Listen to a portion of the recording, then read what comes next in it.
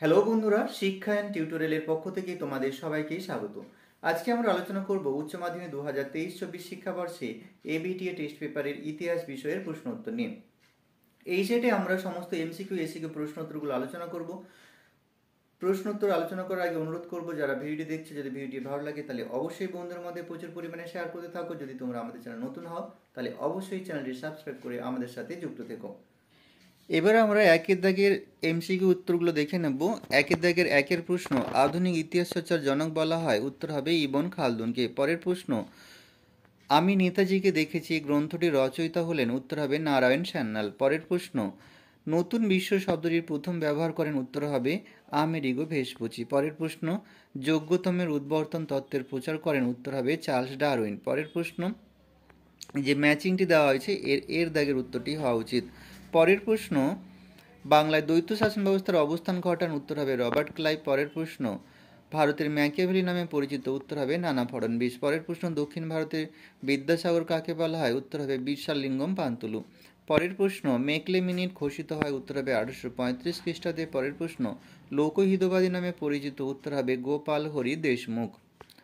পরে যে ম্যাচিংটি আছে এটা এর দাগের অপশানটি হবে। পরের প্রশ্ন, ভারতে প্রথম মে দিবস পালিত হয়েছিল, উত্তর হবে 1923 সালে। পরের প্রশ্ন, সিমলা দৌত্য নেতৃত্ব দিয়েছিলেন আগা খাঁ। পরের প্রশ্ন, ত্রিপুরী কংগ্রেসের অধিবেশনে সুভাষচন্দ্র বসুর প্রতিদ্বন্দ্বী ছিলেন, উত্তর হবে পট্টভি সীতারামাইয়া। পরের প্রশ্ন, তাম্রলিপ্ত জাতীয় সরকারের সর্বাধিনায়ক ছিলেন, উত্তর হবে সতীশচন্দ্র সামন্ত। পরের প্রশ্ন, উদীয়মান সূর্যের দেশ হিসেবে পরিচিত, উত্তর হচ্ছে জাপান। পরে যে ম্যাচিংটি দেওয়া আছে সেটা ডি এর দাগের অপশানটি হবে। পরের প্রশ্ন, কিউবায় ক্ষেপণাস্ত্র ঘাঁটি নির্মাণ করেছিলেন, উত্তর হবে করেছিল সোভিয়েত রাশিয়া। পরের প্রশ্ন, জোট নিরপেক্ষ আন্দোলনের প্রধান উদ্যোক্তা ছিলেন জওহরলাল নেহরু। পরের প্রশ্ন, সুয়েজ খাল জাতীয়করণ করা হয়, উত্তর হবে 1956 খ্রিস্টাব্দে। পরের প্রশ্ন, প্যাট্রিক লুমুম্বা ছিলেন একজন কঙ্গোর জাতীয়তাবাদী নেতা। পরের প্রশ্ন, সার্কের ধারণা কার মস্তিষ্ক প্রসূত, উত্তর হবে জিয়াউর রহমান। পরের প্রশ্ন, আন্তর্জাতিক মাতৃভাষা দিবস হিসেবে পালিত হয়, উত্তর হবে 21 ফেব্রুয়ারি। পরের প্রশ্ন, ভারতের সর্বোচ্চ আদালত, উত্তর হচ্ছে সুপ্রিম কোর্ট। এই ছিল এই সেটের সমস্ত এমসিকিউ প্রশ্ন উত্তর। এবারে আমরা এসিকিউ প্রশ্ন উত্তরগুলো দেখে নেব। দুই দাগের এসিকিউ প্রশ্ন দেখব। দুই দাগের একের প্রশ্ন, আমেরিকা মহাদেশকে কে আবিষ্কার করেন, উত্তর হবে ক্রিস্টোফার কলম্বাস। পরের প্রশ্ন, ভাস্কো দা গামা কবে ভারতে আসেন, 1498 খ্রিস্টাব্দে। পরের প্রশ্ন, বর্ণ বৈষম্য নীতি কোন দেশে বলবৎ হয়, উত্তর হবে দক্ষিণ আফ্রিকায়। পরের প্রশ্ন, ত্রয়োদশ উপনিবেশ কি? ত্রয়োদশ উপনিবেশ হচ্ছে ইংল্যান্ডের স্টুয়ার্ট রাজবংশের আমলে অনুদার রাজনৈতিক ও ধর্মীয় নীতির দরুন অনেকেই ইংল্যান্ড থেকে আমেরিকা উপনিবেশে এসে বসবাস শুরু করে।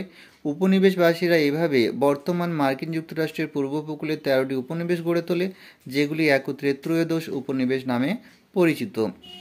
পরের প্রশ্ন, ফারুক শাহের ফরমান কি? মোগল সম্রাট ফারুক শাহ 1717 খ্রিস্টাব্দে ভারতে ব্রিটিশ ইস্ট ইন্ডিয়া কোম্পানির অনুকূলে এক ফরমান জারি করেন। এই ফরমান অনুসারে কোম্পানি বার্ষিক 3000 টাকার বিনিময়ে বাংলায় বিনা শুল্কে বাণিজ্য ও অন্যান্য কিছু অধিকার পায়।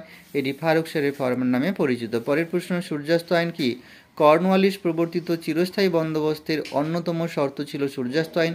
এই আইনে বলা হয়, বাংলা সালের হিসেবে বছরের শেষের দিনে সূর্যাস্ত হওয়ার আগেই জমিদাররা তাদের বকেয়া রাজস্ব জমা দিতে বাধ্য থাকবে, না হলে তাদের জমিদারি বাজেয়াপ্ত হবে। পরের প্রশ্ন, ভারতে কবে রেলপথ প্রথম স্থাপিত হয়, উত্তর হবে 1853 খ্রিস্টাব্দের 16 এপ্রিল ভারতে প্রথম রেলপথ স্থাপিত হয়েছিল মুম্বাই থেকে থানে পর্যন্ত। পরের প্রশ্ন, কলকাতা বিশ্ববিদ্যালয়ের প্রথম উপাচার্য কে ছিলেন, উত্তর হবে William Colvile, sir James William Colvile. পরের প্রশ্ন, শ্রীরামপুর ত্রয়ী কাদের বলা হয়, উত্তর হবে উইলিয়াম কেরি, জোশুয়া মার্সম্যান ও উইলিয়াম ওয়ার্ড। এই তিনজনকে একত্রে শ্রীরামপুর ত্রয়ী বলা হয়। পরের প্রশ্ন, 4 মে আন্দোলনে কোন বিশ্ববিদ্যালয় জড়িত ছিল, উত্তর হবে পিকিং বিশ্ববিদ্যালয়। পরের প্রশ্ন, প্রার্থনা সমাজ প্রতিষ্ঠা করেন কে, উত্তর হবে মহারাষ্ট্রের সমাজ সংস্কারক আত্মারাম পাণ্ডুরঙ্গ 1867 খ্রিস্টাব্দে প্রার্থনা সমাজ প্রতিষ্ঠা করেন মহারাষ্ট্রে। পরের প্রশ্ন, সত্যবিলোপ নীতির প্রবর্তক কে, উত্তর হবে ব্রিটিশ শাসক লর্ড ডালহৌসি। পরের প্রশ্ন, ভারতে কোন ষড়যন্ত্র মামলাকে জুডিশিয়াল স্ক্যান্ডাল বলা হয়, উত্তর হবে মিরাট ষড়যন্ত্র মামলাকে। পরের প্রশ্ন, 1943 খ্রিস্টাব্দ দুর্ভিক্ষ কী নামে পরিচিত, উত্তর হবে 50-এর মন্বন্তর। পরের প্রশ্ন, কার নেতৃত্বে ঝাঁসি রেজিমেন্ট গঠিত হয়, উত্তর হবে শ্রীমতী লক্ষ্মী স্বামীনাথনের নেতৃত্বে। পরের প্রশ্ন, কাকে গান্ধী বুড়ি বলা হয়, মাতঙ্গিনী হাজরাকে গান্ধী বুড়ি বলা হয়। পরের প্রশ্ন, এশিয়াবাসীর জন্য এই স্লোগান কোন দেশের, উত্তর হবে জাপান দেশের। পরের প্রশ্ন, ফাল্টন বক্তৃতা কে কবে দিয়েছিলেন? উত্তর হবে প্রাক্তন ব্রিটিশ প্রধানমন্ত্রী উইনস্টন চার্চিল 1946 খ্রিস্টাব্দে 5ই মার্চ আমেরিকার মিসৌরি প্রদেশের অন্তর্গত ফাল্টনের ওয়েস্টমিনস্টার কলেজে ফাল্টন বক্তৃতা প্রদান করেন। পরের প্রশ্ন, দাঁতাত কি? সোভিয়েত রাশিয়ার নেতৃত্বে সাম্যবাদী জোট এবং মার্কিন যুক্তরাষ্ট্রের নেতৃত্বে পুঁজিবাদী জোটের মধ্যেকার ঠান্ডা লড়াই অবসান প্রক্রিয়া দাঁতার নামে পরিচিত। পরের প্রশ্ন, নাসের কে ছিলেন? নাসের ছিলেন মিশরের রাষ্ট্রপ্রধান। পরের প্রশ্ন, বেন বেল্লা কে ছিলেন? স্বাধীন আলজেরিয়ার প্রথম রাষ্ট্রপতি ছিলেন আহমদ বেন বেল্লা।